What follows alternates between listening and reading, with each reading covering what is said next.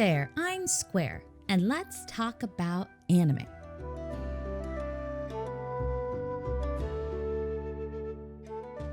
All right, so we are getting into Yashahime episode 4. This episode starts out with seeing the girls adapting to modern day. Seems like they've been stuck in the modern time for about 3-4 days, but Setsuna and Moroha are doing rather well.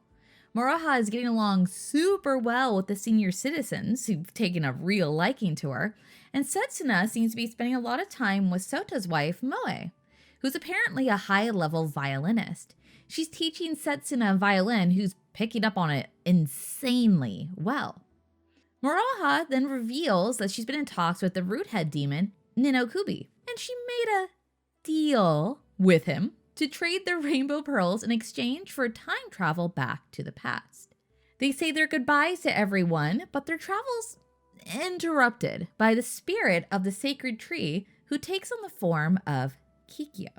So Trikyo, love that fan name by the way, calls upon the three to essentially save the world.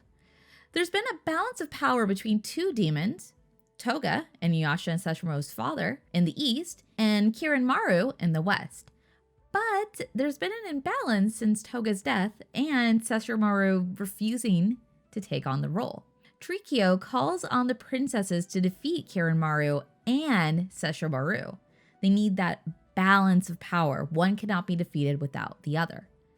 Moroha hastily agrees, excited about the bounty. Setsuna and Towa, on the other hand, both turn it down, but for different reasons. Trikyo then dismisses them and just lets Ninokubi go, who the girls defeat without much trouble.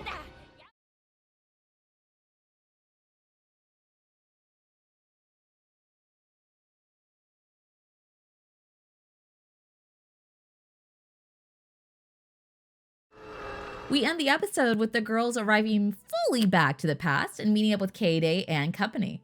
Towa then realizing she may not be able to make it back home to her time. So here we have another lore-heavy episode, which I love. I really love how this series is expanding on the universe of the original Inuyasha. We learn a little bit more, not a ton, but a bit more about Inuyasha and Sesshomaru's father, how he ruled the East and balanced power with Kirinmaru, who ruled the West. And to defeat one, you must defeat the other. They walk the same path. Really fascinating. And it's very interesting to hear that Sesshomaru gave up his title. One of the big parts of his character was wanting to surpass his father in power. So the fact that he just threw this all away makes you wonder why. And there are some theories out there. We'll touch back on that in a little bit. Now going back to the girls a little bit, I think it's really interesting that Setsuna's really good at the violin just after so little time. Is this her demon blood at work? Demons seem to just be innately good at certain things, but also kind of gives us a little glimpse of her character. She does seem like a character who's very serious about her work and someone who dedicates herself to many things. And considering she can't really sleep, this might be why she's perfected so many interesting techniques. And maybe she put this forward towards violin. Maybe this is showing us she has some musical talent, or maybe she just has really great fine motor skills. It's rather interesting, and I really thought the connection between Moe, Sota's wife, and Setsuna was really adorable. It's nice to see that side of Setsuna and kind of see more expressions from her instead of the very serious face all the time. She's turning out very interesting and kind of cute, too. Now, I think one of the most powerful scenes was between Towa and Sota. They kind of had this father-daughter connection in Kagome's room. It was really sweet and kind of heartbreaking as well. Sota seems okay with all of this. But the Higurashi family has always been rather odd. They seem very untroubled with change and saying goodbye. I mean, perhaps you could think Sota was used to this. He was very young, like 8 years old when Kagome first started disappearing into the well. maybe they do have a lot of loss in their family, and it's just something they've grown to live with. They didn't seem to have trouble saying goodbye to the 3 girls, even though one of them, Moroha, was the daughter of Kagome, and they knew it. This was said in the episode. Everyone's just like, yeah, that's cool. What?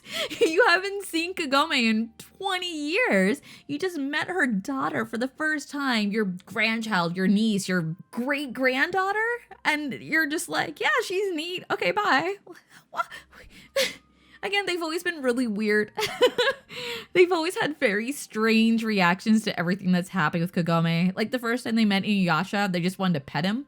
It's like this dude in like feudal clothes just busted in with demon eyes and ears, and they're like, ooh, pets. I don't know if that's just that family. Maybe it has something to do with living at the shrine their whole lives. Maybe they've just been kind of used to weird powers. I don't know. It's very interesting and strange. Honestly, the only one with a really human reaction when the girls were leaving was Towa's adopted little sister, who was really broken up about it, which, yes, I mean, I would be if, my sister was leaving for forever and might die. Not just like, okay, bye. Like, don't forget to write. I don't know. But thinking about Moroha a bit more, she admits she doesn't know her mother, like, barely at all, implying that they were split up really young, which I was told is something that's kind of revealed, I guess, in the preview material, which I've been avoiding a bit, but it seems like all these mysteries are slowly being told in the story, so I don't mind being updated.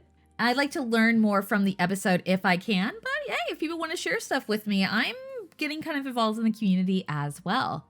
But Moroha seems really unfazed again by it. Maybe it's a Higurashi thing? I don't know, but she just kind of says, I don't really know her in a passing comment, which no one reacts to. I mean, maybe they didn't hear it, but she doesn't seem to care much either.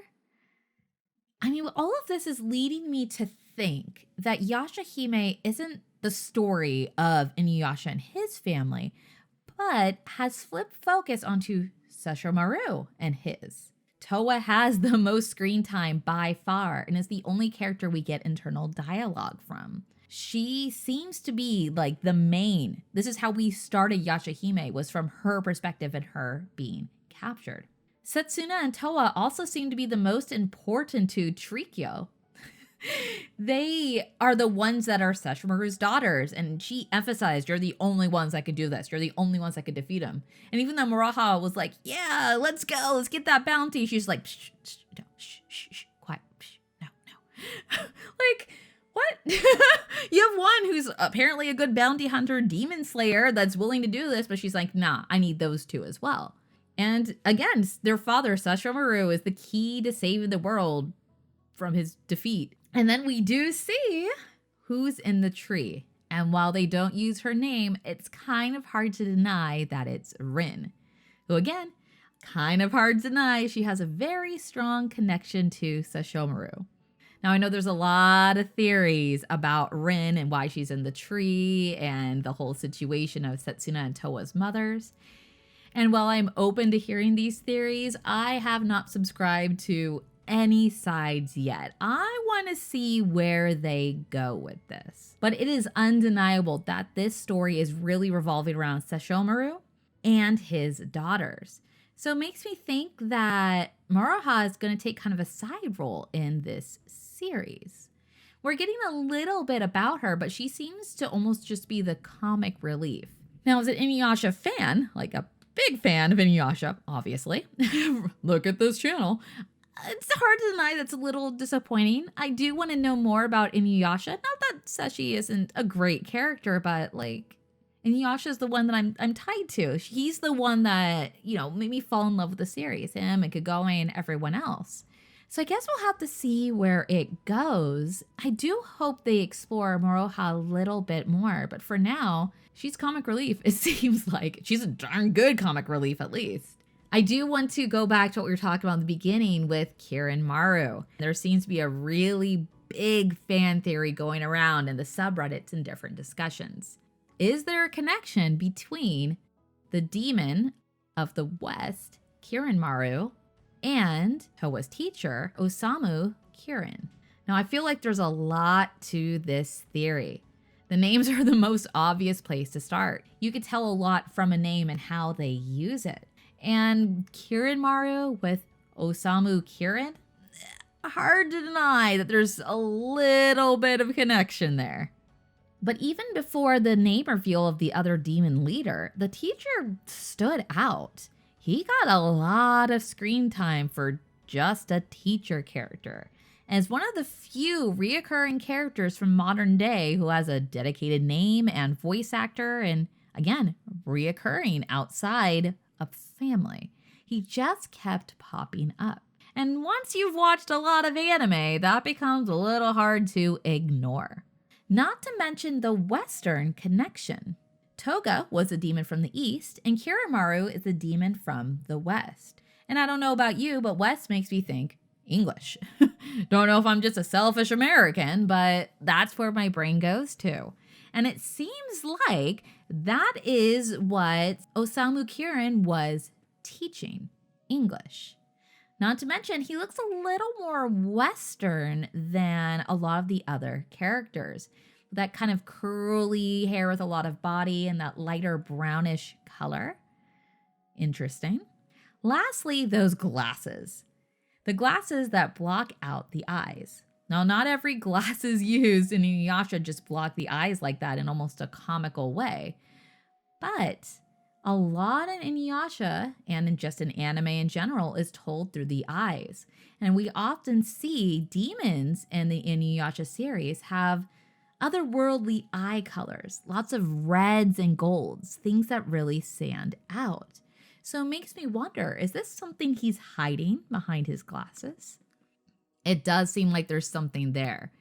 They did not have to show the teacher in that episode at all, but they chose to put a lot of emphasis on him in the episode where they reveal Kirin Maru.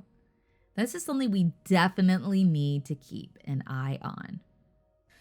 So with that, I'm excited about the next episode. The episode preview is really interesting. Little tidbits here. And are we going to see Miroku? Is this, I hope it's not a flashback or another like Trikyo situation. We're like, oh my gosh, Kikyo. Oh wait, not actually. I guess we'll have to see. So I would love if you would join me again next week.